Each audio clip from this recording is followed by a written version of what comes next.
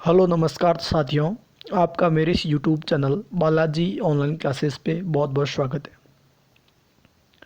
देखिए दोस्तों, मैंने एक वीडियो अपलोड किया था कि हाई कोर्ट एलडीसी की तैयारी कैसे करनी है, आपको क्या करना होगा, किस प्रकार से पढ़ना होगा। तो दोस्तों, हाई कोर्ट एलडीसी को लेकर के बहुत सारे ऐसे कमेंट्स मेरे पास आए थे और उन्हीं कमेंट्स के आधार पर ये वीडियो मैंने तैयार किया है। और आगे भी मैं आपको दोस्तों हर प्रकार से टाइपिंग के बारे में, एग्ज़ाम के बारे में टिप्स देता रहूँगा दोस्तों, क्योंकि मेरा अनुभव है इस एग्ज़ाम में, क्योंकि मैंने इस एग्ज़ाम को क्रैक किया था 200 में से 180 नंबर ला करके। तो देखिए दोस्तों, हाई कोर्ट एलडीसी 2020 में आपको क्या विशेष बातें रखनी है। वैसे तैयारी सब करते हैं, एवरेज नंबर सबको आएंगे, लेकिन सिलेक्शन उस बंदे का होगा जिसने कुछ एक्स्ट्रा पढ़ा हो, कुछ एक्स्ट्रा नॉलेज गेन किया हो दोस्तों। तो आइए दोस्तों, चलते हैं अपने टॉपिक पर। हम बात करेंगे हाई कोर्ट एलडीसी की और पूरी इंग्लिश में आपको बताऊंगा इसी चैनल से, यानी कि टोटल इंग्लिश जो आपके सिलेबस में एक एक वीडियो मैं डेली अपलोड करता रहूँगा। डेली शाम के टाइम आप एक वीडियो मेरा ज़रूर देखें। तो बाय सेलेक्टेड एलडीसी 2017। देखिए दोस्तों, सबसे पहले आपके पास बेसिक नॉलेज इंग्लिश का होना कंपलसरी है। अगर बेसिक नॉलेज नहीं है तो दोस्तों आपको इंग्लिश में नंबर अच्छे से अच्छे नहीं आ सकते। दूसरी बात, you should have knowledge of tenses. आपके पास बेसिक टेंस होना ज़रूरी है, क्योंकि सारे टॉपिक्स जैसे पैसिवॉइस है, नरेशन है, कंजंक्शन है, सीक्वेंस ऑफ टेंसेज है, ये सारी चीज़ें टेंस पर टिकी हुई है। अगर आपका टेंस अच्छे से क्लियर है तो दोस्तों आपका इंग्लिश का समझो 50% कोर्स आपके अंडर में है। तो देखिए दोस्तों, उसके बाद आपके पास वोकेब और आपको ट्रांसलेट। सबसे बड़ी बात यह है कि कोई भी क्वेश्चन दिया हुआ है, अगर आपको उस क्वेश्चन का हिंदी मीन्स आ रहा है, अर्थ आ रहा है, तो आपका क्वेश्चन एकदम सही होगा। कुछ क्वेश्चन ऐसे आएंगे जो सिर्फ हिंदी ट्रांसलेशन से ही रिलेटेड होंगे। कहने वाला पूरे इंग्लिश के पेपर का अगर आपको हिंदी में ट्रांसलेट करना आ रहा है, इट मीन्स आपको सब कुछ आ रहा है। तो दोस्तों टेंस, वोकेब और ट्रांसलेशन, ये तीन चीज़ें आपके पेपर में बहुत ज़्यादा हेल्प करेगी। इंग्लिश की बात कर रहा हूँ, सिर्फ इंग्लिश की। उसके बाद दोस्तों आपके जो पेपर होगा उसमें किसी भी प्रकार से टेंस पूछा जा सकता है, या तो पूछ सकते हैं fill in the blanks suitable correct form of the verbs, यानी कि वर्ब की सही फॉर्म भरनी है। दूसरी बात आपका ये भी पूछ सकते हैं correction of the sentence. 4 sentence दिए होंगे ए, बी, सी और डी में, और पूछ लिया जाएगा कि कौन सा सेंटेंस एकदम करेक्ट है। और कई बार ऐसा पूछते हैं कौन सा इनकरेक्ट है, लेकिन हम प्रश्न को सही ढंग से पढ़ते नहीं। कई बार लिखा होता है विच इज नॉट करेक्ट, और कई बार लिखा था विच इज़ करेक्ट। तो उस समय हम कंफ्यूज हो जाते हैं, अपन सही ढंग से देखते नहीं है, नॉट तो पढ़ते ही नहीं। कई बार लोगों को नॉट नज़र आता ही नहीं है और उस वजह से क्वेश्चन गलत हो जाता है दोस्तों। तो आइए दोस्तों, मैं आपके सामने ये टेंस, आपको मेरे हैंड नोट्स थे उसको मैंने कंप्यूटर से टाइप करके आपको मैं ये दे रहा हूँ दोस्तों, और इसकी पीडीएफ आपको वीडियो के डिस्क्रिप्शन में भी आपको मिल जाएगी दोस्तों। तो दोस्तों मैं बात करता हूँ आपकी सिर्फ और सिर्फ इंग्लिश की और टेंस टॉपिक की। पहले मैं आपको टेंस क्लियर कराऊंगा, उसके बाद दोस्तों, और मैं पूरा कचरा नहीं बताऊँगा, मैं सिर्फ उतना ही बताऊँगा जितना आपके एग्ज़ाम के हिसाब से महत्वपूर्ण है, इंपॉर्टेंट है, आपके एग्ज़ाम में आएंगे। तो देखिए दोस्तों, मैं ले चलता हूँ आपको टेंस के बारे में, उनकी सीक्वेंस ऑफ टेंस। आपके एक टॉपिक है टेंस या सीक्वेंस ऑफ टेंस, बिल्कुल आपके टॉपिक है दोस्तों। तो देखिए दोस्तों, इस टॉपिक को हम किस प्रकार से पढ़ेंगे। तो सबसे पहले हमारे सिलेबस में 12 टेंस है। एक टेंस के 3 प्रकार, प्रेजेंट, पास्ट और फ्यूचर, ये हम बेसिक जानते हैं। इन सब के 4 पार्ट, सिंपल, कॉन्टीन्यूअस, परफेक्ट और परफेक्ट कॉन्टीन्यूअस। सिंपल का दूसरा नाम इंडेफिनिट भी है। कई प्रकार के वाक्य होते हैं, पॉजिटिव, नेगेटिव, पॉजिटिव और नेगेटिव। पॉजिटिव का दूसरा नाम है अफर्मेटिव, और अफर्मेटिव या पॉजिटिव एक ही बात है। पॉजिटिव और नेगेटिव को दोनों को मिला करके बोला जाता है असर्टिव वाक्य, असर्टिव सेंटेंस। फिर ऑप्टेटिव, एक्सक्लेमेटरी सेंटेंस। समझ पा रहे हैं, ये कई प्रकार के वाक्य आपके इंग्लिश में है। तो ये सब बेसिक नॉलेज आपको पहले से होना बहुत ज़रूरी है। इसके बाद दोस्तों मैं ले चलता हूँ आपको टेंस में। सबसे पहला हम बात करेंगे प्रेजेंट, प्रेजेंट या सिंपल या इंडेफिनिट टेंस। ये सब जानते हैं कि जब हिंदी वाक्यों के अंत में ता है, ती है, तई हूँ ये शब्द आते हैं तो प्रेजेंट सिंपल टेंस या इंडेफिनिट टेंस होता है। अब देखिए कुछ, अब आपके सवाल ऐसा नहीं आएगा कि ता है, ती है तो कौन सा टेंस होगा। आपके सवाल आएगा कोई न कोई ऐसा वर्ड दिया होगा जिसे हम बोलते हैं एडवर्ब ऑफ टाइम्स। अगर वो दिया हुआ है, इसका मतलब आप समझना कि किसी न किसी टेंस से रिलेटेड क्वेश्चन है। तो देखिए दोस्तों, जब आपके इंग्लिश के सेंटेंस में daily, never, seldom, hardly, scarcely, rarely, regularly, today, always. So today, generally, normally, repeatedly, frequently, sometimes, ever, always, once, twice, ये सबसे इंपॉर्टेंट है। वंस, ट्वाइस या थ्राइस के बाद ए या एन के बाद टाइम आता है, या इन the morning, in the evening, या एवरी के बाद टाइम आता है। कुल मिला के जितने भी मैंने आपको एडवर्ब ऑफ टाइम दी है ये वेरी वेरी इंपॉर्टेंट, ये रट लेना। ये मेरे आपको पूरी इतनी एक साथ किसी भी नोट्स में आपको नहीं मिलेगी। एक और वर्ड है वो आप लिख लेना, यूजुअली, USUALLY, यूजुअली। तो दोस्तों बता देता हूँ कि आपका जो ये सिलेबस है बिल्कुल सिंपल है।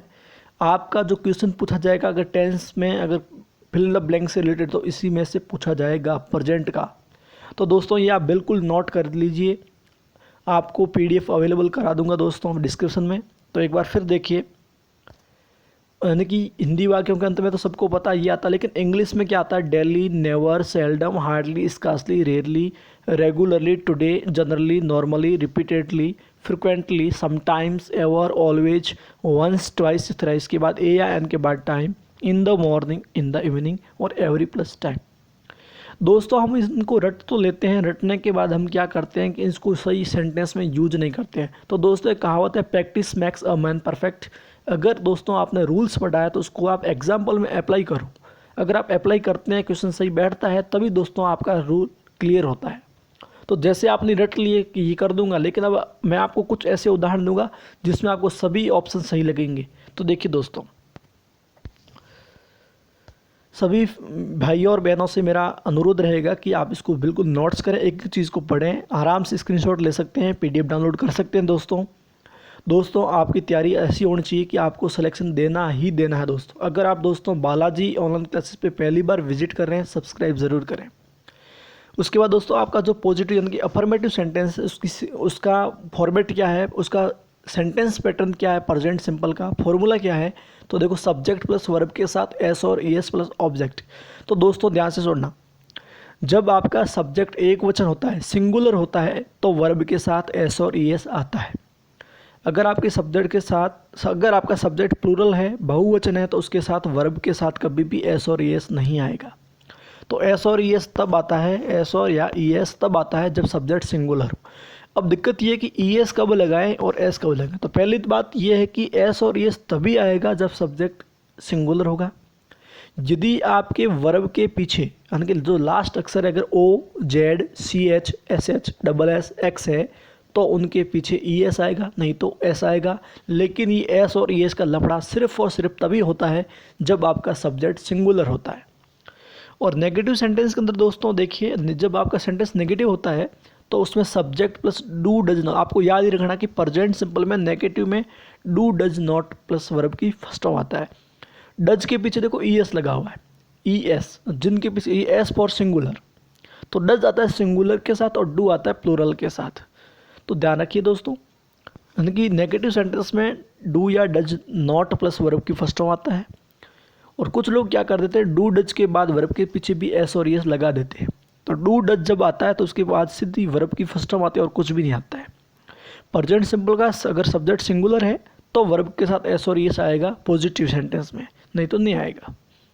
तो ये आपके सेंटेंस, ये आपने जैसी एडवर्ब याद किया, अब आपका क्वेश्चन किस टाइप से आएगा देखिए। Exam type questions, Ramesh always space tea at Pavta in Jodhpur.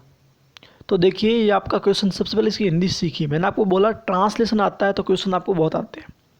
Ramesh हमेशा टी, अब यहाँ पे चाय पीने को टेक कहते हैं, टी एट पावटा इन, यहाँ ऑलवेज इनकी हमेशा की बात हो रही है। तो इसमें देखो ऑप्शन के हिसाब से आपका क्वेश्चन सही होगा।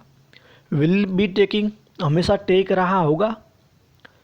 विल टेक, हमेशा टेकेगा न कि चाय पिएगा। इज़ टेकिंग, पी रहा है। Have taken. तो इसमें देखो आपको मैंने बोला कि अगर ये शब्द होंगे, इसमें देखो आपको ऑलवेज लिखा हुआ मिल रहा है, इसमें ऑलवेज मैंने आपको दिया है, ये रहा। तो आपको प्रेजेंट सिंपल पढ़ना चाहिए, लेकिन प्रेजेंट सिंपल का ऑप्शन ही नहीं है। तो ऐसे में क्या करेंगे, अभी देखो ये प्रेजेंट सिंपल का ऑप्शन नहीं, ये फ्यूचर सिंपल, ये प्रेजेंट कंटिन्यूअस और ये आपका प्रेजेंट परफेक्ट। तो देखिए दोस्तों ऑप्शन ही नहीं है। तो देखिए मेरी बात समझिए, आप इसने हिंदी की, अब मेरी बात सुनिए आप। मैं हमेशा चाय पीता हूँ, मैं हमेशा चाय पीऊँगा, मैं हमेशा चाय पीता था। तीनों आपको सेंटेंस हिंदी में सही लग रहे हैं। इसका मतलब ऑलवेज हो तो कोई भी टेंस आ सकता है, पर सिंपल तीनों में से कोई भी आ सकता है। लेकिन तीनों में से तीन के तीन ऑप्शन अगर साथ में है तो प्रेजेंट सिंपल सही। अगर तीनों के तीन ऑप्शन साथ में नहीं है, कोई एक है, तो वो आपका सवाल सही होगा। तो यहाँ पे देखिए आप ऑलवेज, मैंने जैसे इसकी हिंदी की तो मुझे पता चला कि ऑलवेज, कुछ लोग क्या कहते हैं ऑलवेज देखते ही प्रेजेंट सिंपल नहीं है तो प्रेजेंट कंटिन्यूस वाला ऑप्शन सही कर देते हैं, जो आपके गलत होगा। तो देखो क्वेश्चन हमेशा ऑप्शन के हिसाब से, जब भी आप क्वेश्चन अटेंड करते हैं कंपटीशन एग्जाम में, तो सबसे पहले आप ये देखो कौन सा ऑप्शन एकदम गलत है। तो विल बी टेकिंग ऑप्शन गलत, इज टेकिंग भी गलत और हैव टेकन भी गलत। यहाँ पे विल टेक सही होगा, क्योंकि मैं हमेशा चाय पीऊँगा, हिंदी सही आ रही है, इसका मतलब सही है। अगर ये ऑप्शन ना आकर अगर ये ऑप्शन आते हैं तो यहाँ देखो मैं हमेशा चाय पीता हूँ, ये सही लगता है। फिर देखो रमेश हमेशा चाय पीता है, सही लग रहा है ना। ये हैड टेकन भी गलत, वॉज टेकिंग भी। अब यहाँ देखो टुक आया, टुक मतलब वर्ब की सेकंड फॉर्म है, मैं हमेशा चाय पीता था। लेकिन जब देखो प्रेजेंट सिंपल और पास्ट सिंपल दोनों साथ में आए हैं और यहाँ ऑलवेज वर्ड है, तो हमेशा प्रेजेंट सिंपल ही सही होगा। टेक्स आपका ऑप्शन एकदम सही होगा। तो मेरी बात आप समझ पा रहे होंगे कि ये जो शब्द मैंने दे रखे हैं, इनका आपको सेंटेंस में यूज़ तो मिलेगा, लेकिन आप जब क्वेश्चन करते हैं तो आप उसके हिंदी अनुवाद ज़रूर करें। जब आप हिंदी में सेंस निकालेंगे तो आपका ऑप्शन सही हो जाएगा। बाकी मैक्सिमम ये शब्द आते हैं, 99% इन शब्दों के साथ प्रेजेंट सिंपल ही आता है। इसके बाद देखिए दोस्तों, मैं आपका प्यारा Mahi sir, like share and subscribe our channel Balaji online classes. अब अगला क्वेश्चन देखिए, अभी मैंने आपको लाइन दी है, इट मीन्स ऑलवेज आता है तो टेक्स भी ऑप्शन सही है, टुक भी सही है और विल टेक भी सही। इसका तीनों टेंस सही है, तीनों सिंपल सही है।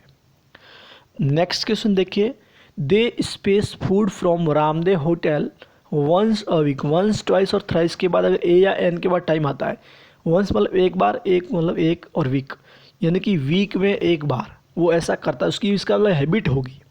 और जब हैबिट की बात करते हैं तो ऑलवेज हम किसको यूज करते हैं, प्रेजेंट सिंपल को।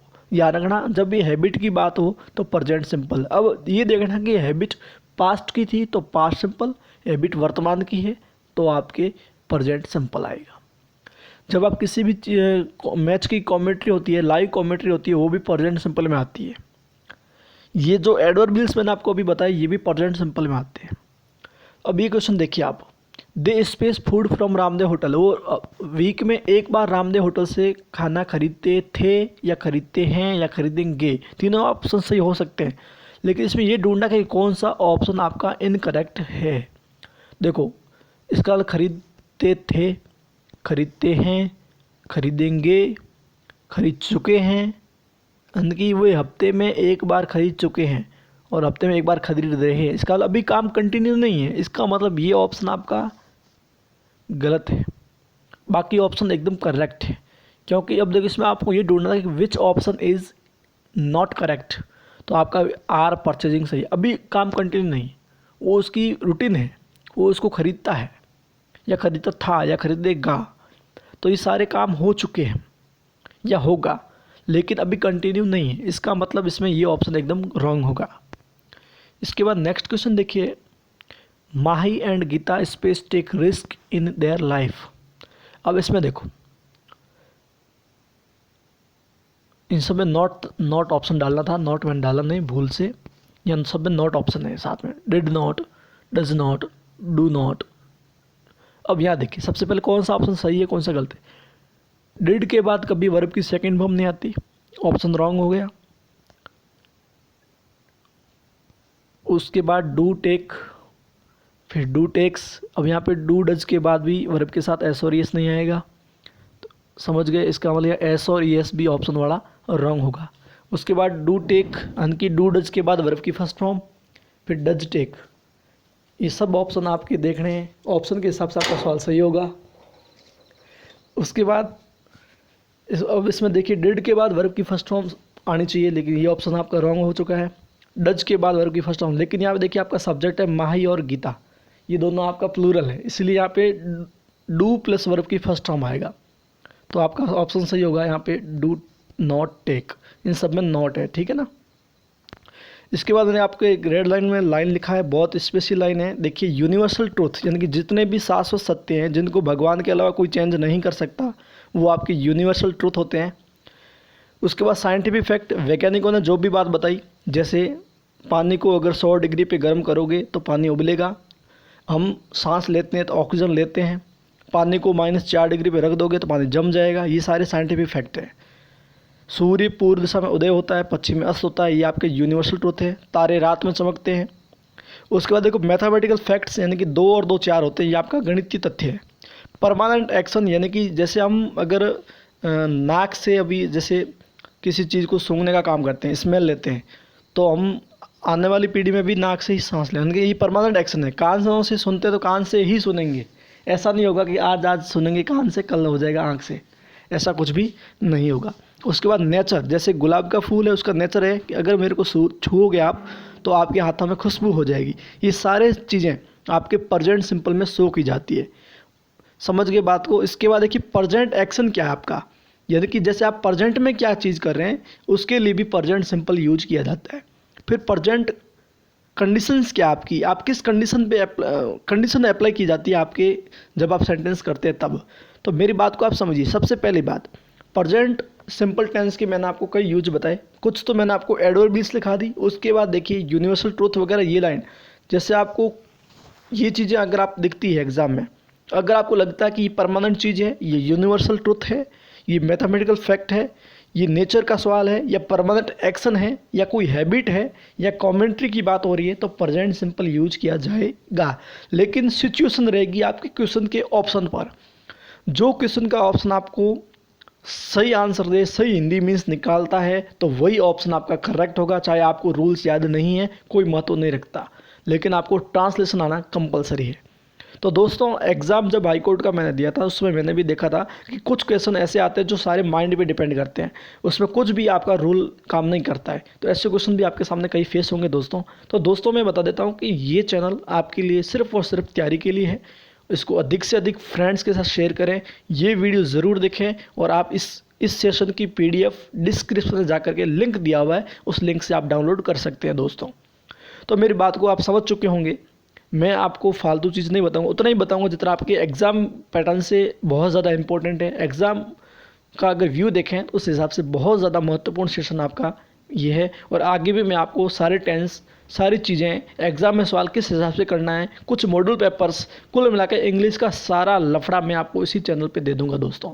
तो दोस्तों, अलविदा होता हूँ आपसे, और आपको नेक्स्ट सेशन में ज़रूर मिलता हूँ। Thank you so much. Like, share और कमेंट करना बिल्कुल ना भूलें friends. Share and watch. Thank you so much.